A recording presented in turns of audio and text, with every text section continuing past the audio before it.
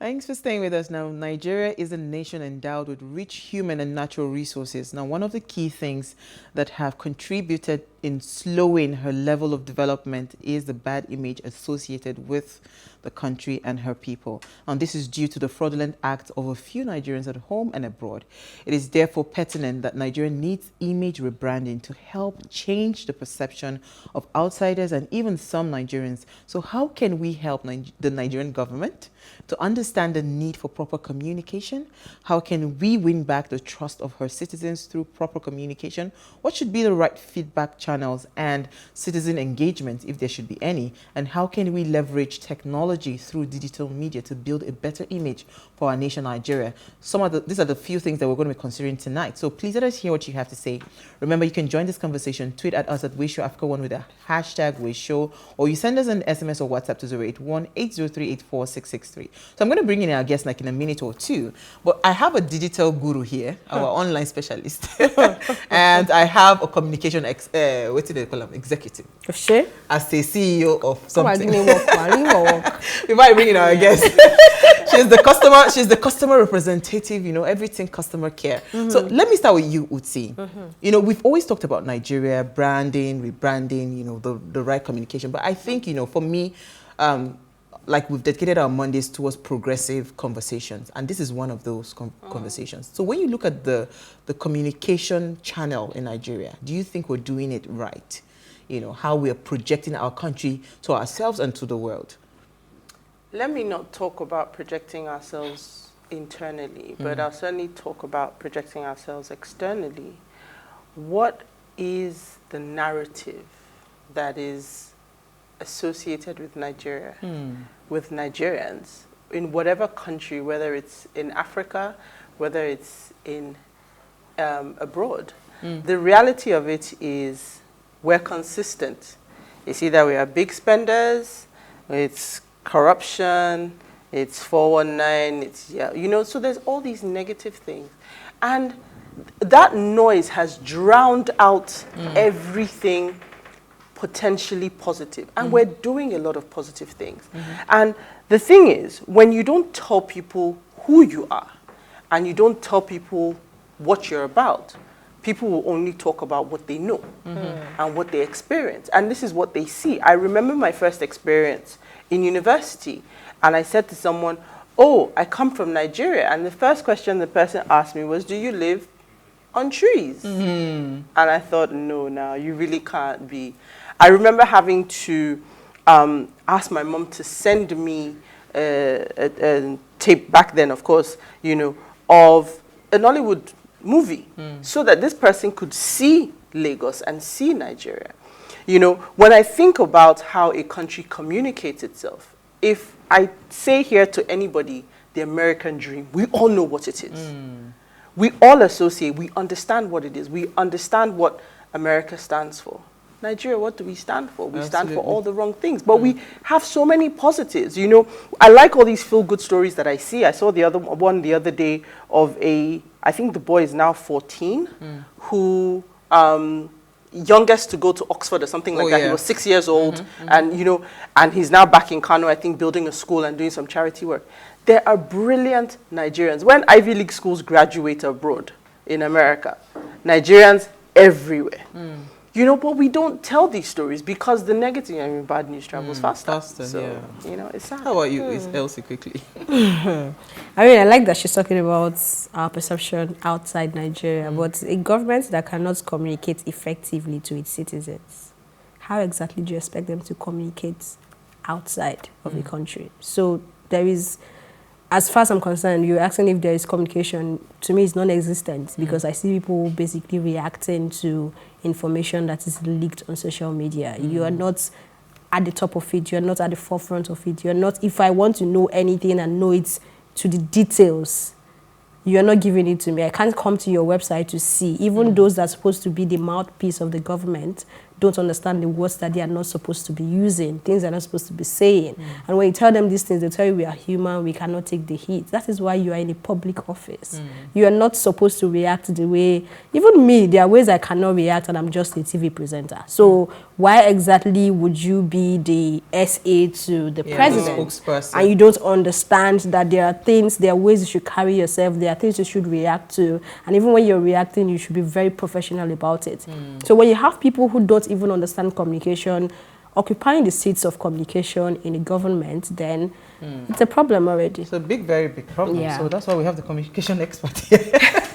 We're bringing our guest in. Yinka Adebayo has over 20 years of experience in the field of marketing, communications with a key focus on advertising and media. He started his career with PromoServe Limited and worked with few other advertising agencies and on several multinational clients before joining MediaReach OMD. Now, his experience spans a wide range of products, including FMCGs, telecoms, banking, automobile, and airline industry. I think virtually everything, Sha. I don't know about virtually everything. And he's joined us live in studio. Thank you so much. Thank you. I mean, this is your second visit on Ways, and when we talked about, we're trying to draft who should we bring in for this topic. I think there's nobody else that comes to mind because you are, an effective communicator, and But you see, today we're not bringing you to talk so much. We'll talk about branding later in terms of like marketing and advertising. But I know what I was saying to you behind the scene, that I know how even the narratives when it comes to our advertising and everything is truly changing gradually. There are some narratives they are pushing. With women agenda, you see brands are more conscious now to push the right narrative when it comes to even advertising. So if we can translate that and move it into the Nigerian brand as a country, where do we start from, rebranding? Because we are in dire need of changing the narrative in Nigeria. And I liked what Elsie and Uti said, especially because if you want anybody to do business with you, right, we need the business. And people cannot come to your country if these are the things that they say, or if they go online, this is what they see about you. So where do we start from in terms of rebranding or reimaging this country, Nigeria? Well, thank you so very much, and thanks for having me. I think we need to start from the scratch. I think the foundation itself was very, very wrong in the first place. So building on it has been a problem. And when I say starting from the scratch, it's starting from our individual homes. When you talk of the branding, you see, you need to give life to it, and that is to say we need to change our orientation in entirety. Unfortunately for us, a couple of guys, we need to be careful about what we say and how we say it. Maybe starting from the kids, what kind of orientation are we giving them? What kind of communication, what kind of things are we allowing them to say or see? You see, without you saying anything, even the way you address speaks volume about you. Because in life, you need to address the way you want to be addressed. And communication, there are two ways to it. Whether you like it or not, you are communicating. It's now either you take control of the narrative or you allow the narrative to take control of you. By taking control of the narrative, you actually determine what you want people to say, to see, and feel about you. And that's where we need to take control so that we are actually positioned in the right way. And I think that's where we need to change the orientation of our people right from the start so that they begin to see they're like small win. Whether it's big win or how you project it will determine whether it is big or small.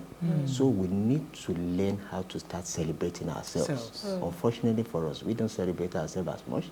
Oftentimes you find out that, and that is why most of our local talent find favor going out, because they know when they win the outside, you will come back to them. And we've seen it clearly among our youth. Look at the musicians, when they are growing up, nobody identify with them. But when they now arrive, that's when you see everybody gallivating. But now boy has been in this country forever. But when he won Grammy, that's when they remember it's from Port Harcourt. But he has just been there. What has Port Harcourt government done to support him? These are critical questions that we need to celebrate little wins, so that when they become big, it speaks volume for us. And those other countries we are talking about, the development, it's not like they don't have their own negative side, but it's what they project that you see. So it's important that we take control of the narrative so that we take advantage. And that's all about positioning. Positioning oftentimes is not what you do to the product, it's what you do to people's mind. And when you're able to capture people's mind, even your enemy will fight for you. So taking control of the narrative, we've been saying this over and over again here, but if you say we have to catch them young, that's like a whole generation coming from behind, right? I don't know, I think it's long for me. What can we do now and here, especially with social media as well? Because we had Femi Odugbemi last week, and he was talking about how the things we put on social media as well portrays the country. So if you come to Nigeria space, when it comes to Twitter especially, or let's not even get to Facebook, you come to Twitter and you want to know about Nigeria, get a feel of Nigeria. Right now, even between 2 days and 3 days ago, it is bloodshed, death, people are not safe, insecurity, and I don't think any investor who want to, I know they base their decisions on something more, but of course social media has a role to play. So how do we begin to get into the minds of this youth? Let's not even go to the younger ones, right? To make them understand that it's not all bad, and Nigeria is not the worst country in the world. Very valuable. You see, I mentioned something about starting from the scratch. I want to say starting from the scratch. Yeah, we probably need to start with the youth and possibly the whole essence of it is that we are pretty much a youthful nation. What that means is the fact that these guys are energetic, they are vibrant, they are so we need to, and they are excited about things. So meaning that we need to let them see the positive side of things.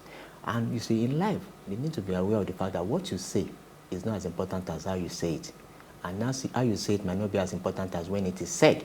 So the what, the how, and the when, very, very important. Negative news will naturally happen. And you are journalists, you know, negative news travel faster than positive news. People are quick to, out of excitement. But we need to pull back to say, hey, guys, what is this communicating? No news is good or bad. How you position, how you present it will determine whether it is good or bad. That is why in the traditional Africa, when something negative happens, they look for elders to go and break the news. Oh, somebody is dead. How do we start off from? And you can see they create what we call soft landing. So that way, that's where we think. Oftentimes we are quick to just drop it the way we see it, bam, and everybody go, bam, bam, bam. And that is what others are watching. And they pick. At the end of the day, we say, why are they saying negative things about us? But you've said negative things about yourself. It's the way you dress. That's the way you have been addressed. So we need to think of other countries to equally face negative news. But like I said, no news is either, even when it's negative news, how you present it, how you project it will go a long way, and people say, wow, perhaps this is an exception. How do we now look at the positive side and make sure we project? But sometimes we are reluctant to project that positive side, particularly when it has nothing to do with us. We are quick to pull down rather than build up, and it's easy to destroy anyway. But building, so and that's our orientation that needs to be changed. We need to see how do we build, how do we use communication to build, because when you are not there, it's that communication that speaks for you. There are some people who have not been to Nigeria, but they've heard so much about Nigeria that when they open their mouth to speak about the country, you wonder, have you been there? No, they've not.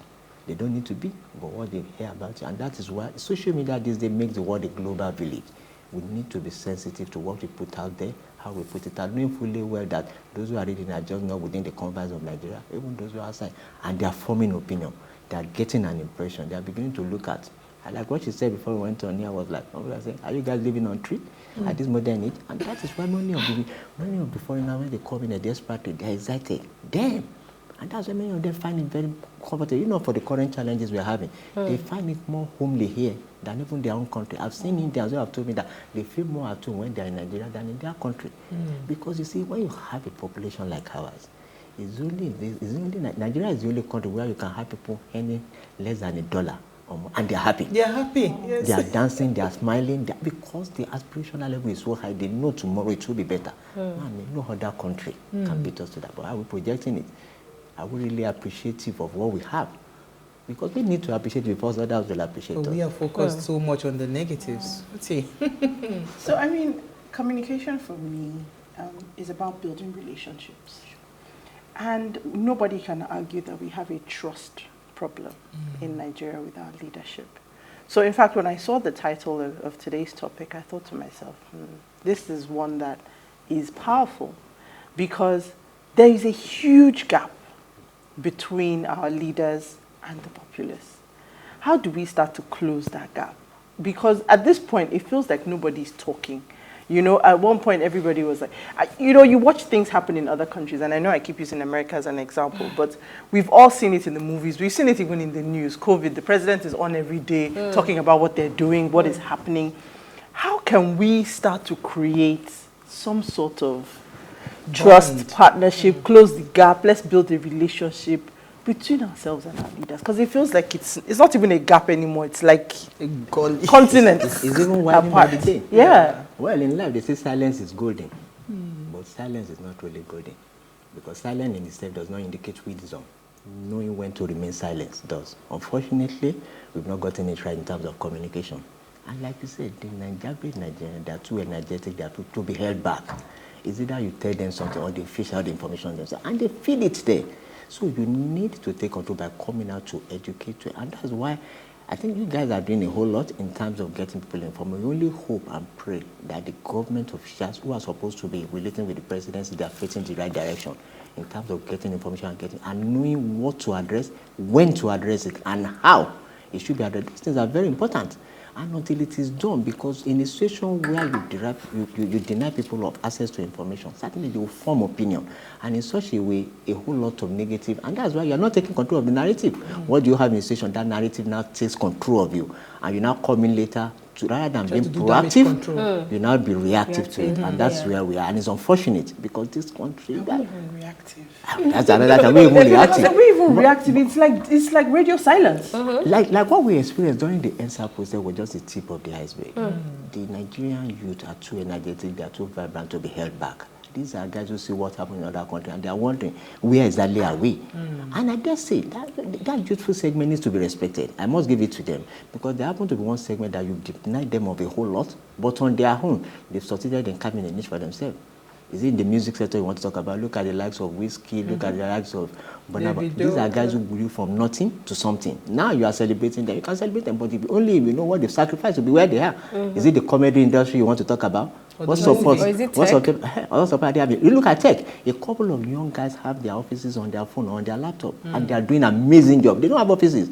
That's why you see them looking for office hub. They just sit down and do this, and you can, because yes, in government you've not provided anything for them, but on their own they've succeeded in carving a niche. But then these people need to be engaged.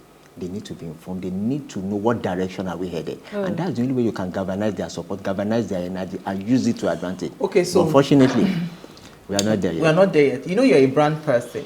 I would like to ask that when you've made a mistake as a brand, right, how do you go back to communicate to your people to say, oh, we made a mistake? Because for me, I think that's the beginning of building trust. But we'll do that after the break. Stay with us. We'll be right back.